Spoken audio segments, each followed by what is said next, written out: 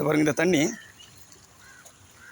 இந்த ஓட வழி, அதாவது ஸ்டேட் பேங்கின் பின்புறம் உள்ள போலீஸ் ஸ்டேஷன் பின்புறத்தில் உள்ள ஓட வழி, காவல்துறை நிலையம் இருக்கிறது. அதன் பின்புறம் ஒரு ஓடை அட்டக்குளத்திலிருந்து, அந்த அட்டக்குளம் ரோடு அந்த இப்போது இதெல்லாம் போட்டு இங்கே அடைச்சி கிரில்லாம் போட்டு அந்த மைதானம் விளையாட்டு போட்டதில் எல்லாம் பாருங்கள், அந்த ஓடையை பாருங்களேன், அந்த துர்நாத்தம் பிடிச்ச சாக்கடை தண்ணீர் எங்கே வருது பாருங்கள், கழிவு நீர் எங்கே வருது பாருங்கள். இதான் நகராட்சியுடைய நிலைமை.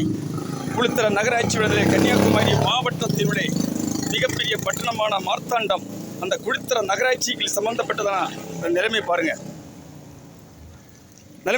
ஒரு சென்ட் 2 சென்ட் உள்ள வீட்டில் எல்லாம் போய் அடையுங்க சொல்லி அடைச்சிட்டு பெரிய பெரிய முதலாளிமாண்ட அப்பார்ட்மெண்ட்டில் இருந்து வரக்கூடிய செப்டி டேங்கு பாருங்கள், மக்கள் குடிக்கக்கூடிய தண்ணியோட நிலைமை பாருங்கள். செப்டி டேங்கு இந்த இதுதான் இன்றைக்கி தாமிரபரணி ஆற்றில் இதை கிடக்குற பாருங்கள். கோலத்தை பாருங்கள், நீங்கள் இதை பாருங்கள், இதை பாருங்கள்.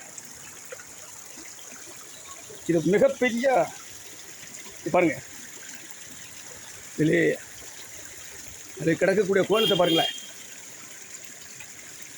இங்கே பாருங்கள், கொஞ்சமாவது மனசாட்சி இருக்க அந்த அதிகாரிகளுக்கு, நகராட்சி ஆணையருக்கு என்ன வேலை, நகராட்சி இருக்கக்கூடிய பிரதிநிதிகளுக்கு என்ன வேலை, மாவட்டத்துக்குடைய மாவட்ட ஆட்சித்தலைவர்கள் என்ன வேலை?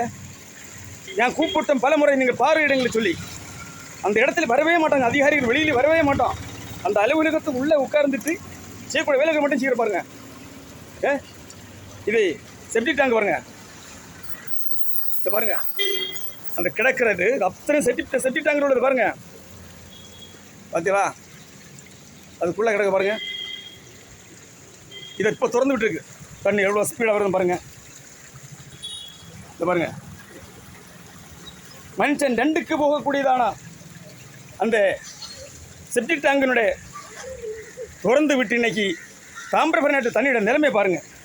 தண்ணி கருத்துருச்சு. சென்னை கூவையார் மாறினது போல தாமிரபரணி யாரும் மாறும், அது எந்த சந்தேகமும் கிடையாது. இப்போ செப்டி டேங்க் திறந்துருக்காங்க. இந்த செப்டி டேங்க் திறந்து தான் இந்த கழிவுநீர் அந்த கழிவோடு சேர்த்து வந்துருக்கு பாருங்கள்.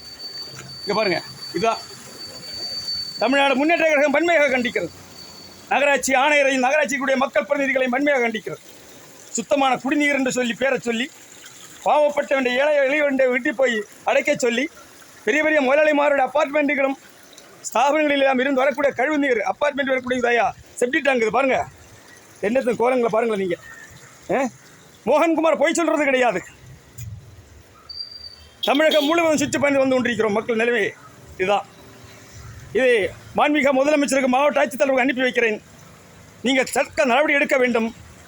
இல்லை என்று சொன்னால் மிகப்பெரிய போராட்டம் உருவாகும் என்பதை எச்சரித்து பேட்டியை முடிக்கிறேன். நன்றி, வணக்கம். மோகன்குமார், தமிழ்நாடு முன்னேற்ற கழக பொதுச் செயலாளர்.